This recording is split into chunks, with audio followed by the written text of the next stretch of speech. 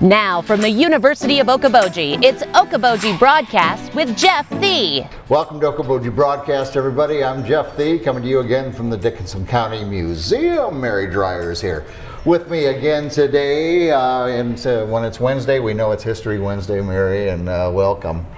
Thanks, Jeff. It's always so fun when you come. I get to play, and today we're going to be playing more than usual, Jeff. Oh, well, I see a checkerboard here in front of us, yes. This is the week after Christmas, so the week between Christmas and New Year's. And I've been thinking a lot lately about what Christmas would have been like back in the day here in Spirit Lake, Iowa, in Dickinson County.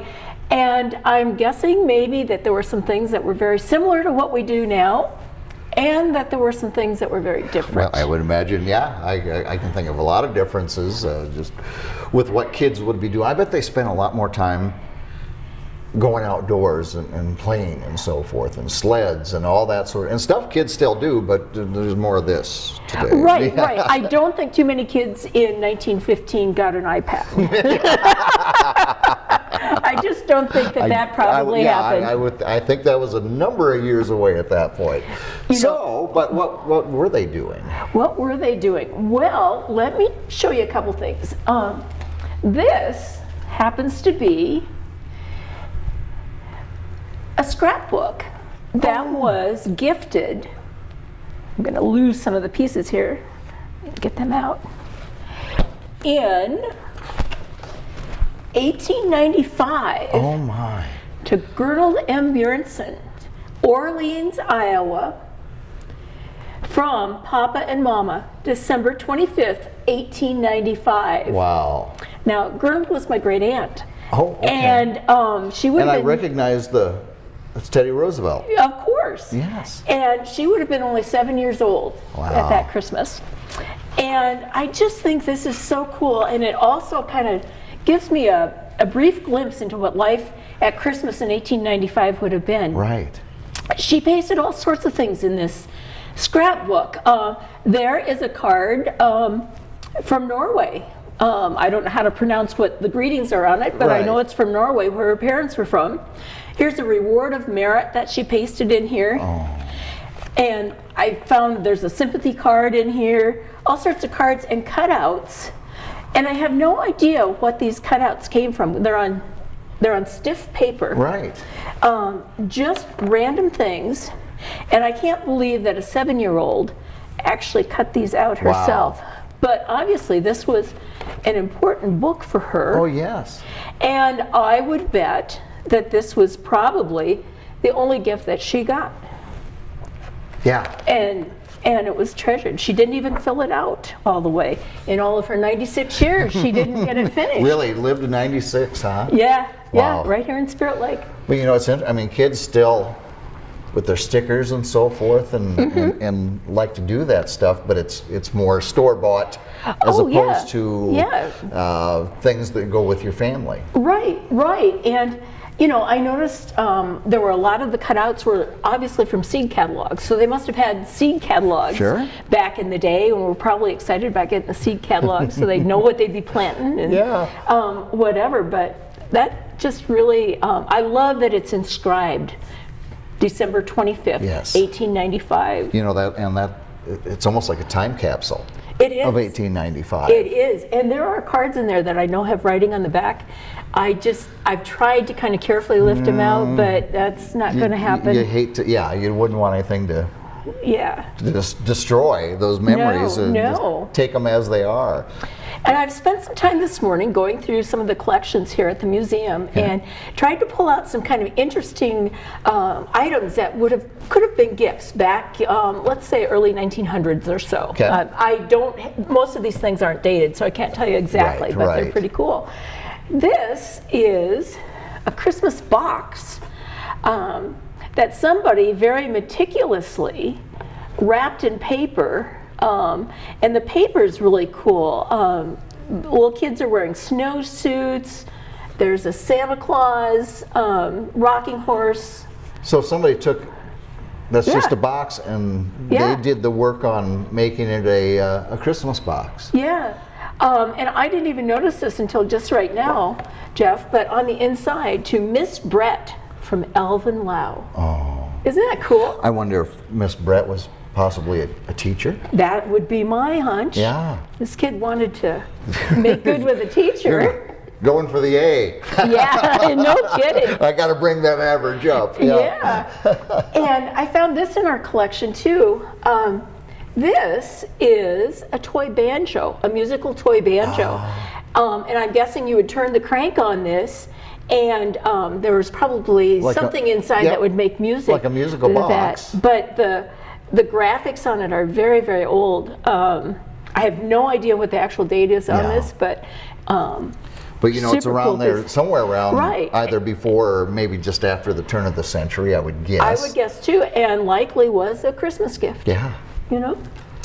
So. Isn't it funny what kids wanted back at that time, you know? Yeah, well, think about how much smaller their world was than what ours is. Yeah. There weren't ads coming at the kids all the time saying you need to buy this or that or the other thing or eat a certain kind of cereal. It was just, you know, their world was like their house and their neighborhood and maybe the downtown, and that was it. And maybe what, you know, other kids had, or, you know, and oh, I want that. And they didn't have the influence of the entire world like we do now. Exactly. Have you ever seen the movie Christmas Story, Jeff? Oh, many times. I watched it with my family just a couple nights ago, and it was so cool at how different Christmas was back in the 40s than what it is now, even with the windows, with the BB gun in it that would shoot your eye out. And but yet I think that period was so much closer to the period that we're talking about here. The Christmas was so much more family oriented, you know, and calmer, yet still exciting, still a very special day. Yes. But yeah, and you know, when I lived in California, I had friends, and their only real vision into growing up in the Midwest was that movie. And they would ask me, now, did you have to stoke the furnace with coal? I'm like, no. And would the black smoke blow out into the house? And then the dad with the wah, wah, wah, that language going on. Well, and then, you know, did you have the leg lamp? No, my mother would have done the same thing to that leg lamp. But it was interesting. They had tell them, no, we've got, you know, indoor plumbing. We've got furnaces and air conditioners, the whole spiel, you know. Right. Anyway, yeah. One of the other things I found in our cases is something that I actually played with as a kid. Not this actual deck, but my grandma had a deck of these, the author cards. Oh. So not only was this a fun game for kids, it taught kids about Henry W. Longfellow, for instance, who wrote Evangeline, and about the other books that he wrote, and it was like Go Fish, only you had to collect all the books that an author made. But so that it wasn't just frivolous fun, it was learning at the same time. You were getting an education along with that too. Of course. If you had to match Longfellow with another one, you know, you started to pick that up. Exactly, and so there was a purpose to giving kids this particular game. Another thing that I had not seen until today, any ideas what this is? Well, it looks like maybe a kaleidoscope. Yeah. And we had those as a kid that you could, in the color spectrum with the shapes and everything. It is a kaleidoscope. It doesn't have the moving end on it like ones that we have today. Right. But it does have the triangle of glass on the inside that duplicates the little glass shards that are in here. Sure. Now this isn't just any old kaleidoscope though, Jeff. This is from the Pillsbury family. Have you heard of the Pillsbury family? Yes, Pillsbury Point and... Yes, early pioneers in this area. Pillsbury, like you said, Pillsbury Point is named for them, and it's a name that you hear all the time. This is from their family. I would imagine, and I don't know a lot about the family, but for a gift like that, they were probably a little more well-to-do, I'm guessing. I have no idea. That would be my guess too. That I looks don't like know. a pretty extravagant gift to give at that time. And cool. I bet not many kids had a kaleidoscope back in the day. You know, and this family, I think that they came around the 1860s, so this could have been really prior old. to way prior to the 20th century, possibly. Yeah, yeah. Another thing that we have that has kind of a function other than just fun is this little sad iron.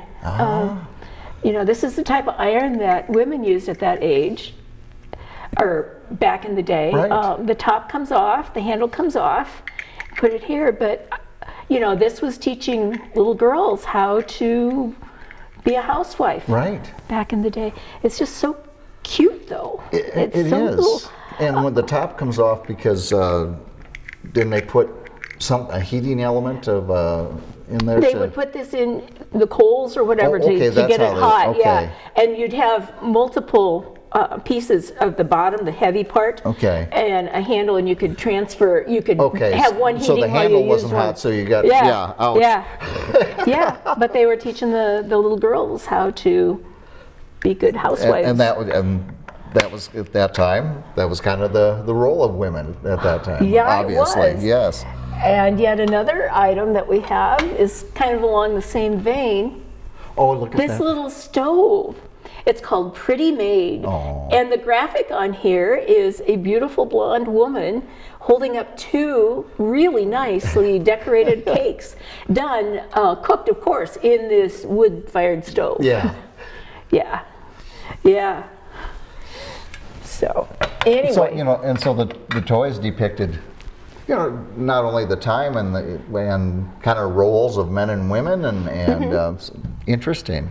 Yeah. So what was your favorite Christmas gift? I can remember plain as day. I think I was kindergarten, possibly first grade. It was called Billy Blastoff. And at that time, the Apollo launches, and I followed them, the moon landing and subsequent moon landings, and I followed the space program like a nerd. And so it was a Billy Blastoff, and it was probably about this high, and his legs would come up in his arms, but he had a jetpack on the back that took 2 AA batteries, and you would set Billy, and they had a lunar rover. Yeah, when you'd switch him on, the lunar rover, and then he had another little space car, and he made noise, whatever. I'm sure my parents enjoyed that greatly, and but that was that one gift. That and G.I. Joes. Oh yeah. Always my favorite. So that one, how about you? Do you have anything? Well, I've been thinking, and the one that's most memorable to me is a doll that I received. I was probably about 5 years old, and this doll was about this tall. Right. As tall as I was at the time. And if you set her up vertically on the rug or on the floor and then held her hand, she would walk. Oh my. And she was my size, so she was like a friend. Oh my. Yeah, I still have the little dress that she wore. The poor doll met an unglorious end, but I still have the little dress from that doll. Now, did you wind her up? No, it was like her legs were attached with rubber bands or something to the arms. I don't know how she worked, but she actually walked, and it was non-mechanical. Wow. I predate you by a generation almost. Now, what was her name? You had to have named her. I don't remember. Oh, okay. I do not remember. Dolly. Whatever. I have no clue. That would have been a great friend to have, someone who was about your own size. Yeah, but she wasn't very soft and cuddly. She was hard plastic, but still, she was pretty darn cool. Oh my goodness. Yeah. So we have a couple other things here. This is something that you might have played when you were a kid. Sure, Tiddlywinks, absolutely. Yeah. I did too, but I bet that your Tiddlywinks didn't come in a box like this with these cool graphics on it. Isn't that something? I was interested that actually the Tiddlywinks are plastic in here. Oh my. Yeah, the cup though is wood. I think it would be plastic today. But again, I don't know how old this is, but it was made by the Milton Bradley Company that we still know today, makers of the world's best games. Yeah, I think they still are. So this would have been a really cool gift. Well, if plastic's in there, and I'm trying to remember when plastic became more prevalent that the people were using it. So, yeah, I don't know. Yeah, I don't know either. I don't know. The last thing I have to show you today is really awesome, especially when you consider the history of the piece. This checkerboard, which has numbers on the different squares, Okay, yeah. was owned by the Smith family. Now, have you ever heard of the Smith family? Yeah, sure, Of absolutely. the area, Yeah. like Smith's Bay? Yep. This is from that family. It came from the family of Milton J. Smith, who was a brother to the Roy Smith, the R.A. Smith, anyway, that wrote the definitive history of Dickinson County in 1903. Okay. This family has been here since the spring of 1857. They came to bury the dead from the Spirit Lake Massacre. That's how old this family's, how long this family's been here. But this checkerboard and the checkers are really cool. They are kind of a red and yellow or red and gold heavy plastic. I wonder if this is celluloid. Remember how they used to have celluloid dresser doohickeys? Yep. Oh, I think these might actually be celluloid. Wow. But what is cool is the article that came along with this checker set. Yeah. It was actually owned by a grandson of Milton J. Smith, who played checkers professionally. He played in a lot of tournaments. He taught a lot of people. There's even a story in here about how he would play with his kids and grandkids, only he would go in a different room from where the board was, and the kids would play with the board, and he would still win, and he wouldn't be able to see the board at all. The checker masters. Yeah. Did you ever play checkers? Oh yeah, and with my dad a great deal. We played cards and so forth a lot too, but a lot of checkers. And Dad always said it with strategy and remembering moves, and it was, he thought it was important to play checkers. But people of 140 years ago played checkers too. Wow. And the game hasn't changed. No. It really has not changed. And that's what I think is so cool about these toys, is that there are vestiges of them in the toys that we give to our kids and grandkids today. Yeah. Yeah. And we still like to entertain and educate our children and do it through different forms of entertainment. We're still giving kids games and adult kids games. That's right. I'm guessing that they had puzzles, toys to play house with, baking stuff, whatever. In our cabinet we also have, I just lost the name. The toy where you push it up and down like this and it goes round and round and round. I can't think of it. See, we're showing our age here. Yeah. Anyway, that I'm sure is 120 years old anyway. Yeah. And yet babies still play with them today. Yeah. Some of the standards never go out of fashion. Yeah, and these are just Christmas. That's right. It changes. Yeah. But the vestiges of the Christmas of early 1900s are with us today. Yeah. We still celebrate our families and spend time with our families. We do special things. We eat special foods, sometimes way too many. If I didn't make Grandma's waffles at Christmas time, it wouldn't be an official Christmas. That's right. And if we didn't do fondue on Christmas Eve night, it would not be an official Christmas. I'd stop by if I'd have known that. Well, next year. Next year. Isn't it cool? But it's all about the holidays especially, but the memories you build with loved ones. Exactly. And we're still doing that. And how those memories go on through the generations. Yeah. And it seems to me that it's more apparent this time of year. Yeah. Yeah, because we all have strong memories of those past, and certainly as we get older, we remember the Christmases of longer ago, and we hand those to we remember the stories that our grandmas told us about when they were young at Christmas and how different it was, but yet how much alike it was. Yeah. It's just a magical time. Someday you'll probably have Xboxes from from the 21st century. Here, people, wow. In our display cases. They had to use their hands to do that. And the Apple II Pluses that would only have uppercase letters on it. You can put those in here now. Yeah, exactly. Oh my goodness. And all this is on display here at the Dickinson County Museum. And Mary, as always, appreciate you taking us for a little step back in time to what it was like here in Dickinson County. Yeah, and I'm looking forward to showing anybody these toys. They really are cool. They're very, very cool. Indeed they are. And so we want to thank Mary for taking time here with us. We wish you a very happy new year and a wonderful 2022. And one last thing, go Iowa State tonight. Yes, I agree. So anyway, with all those warm messages, thank you for watching us right here on Okoboji Broadcast.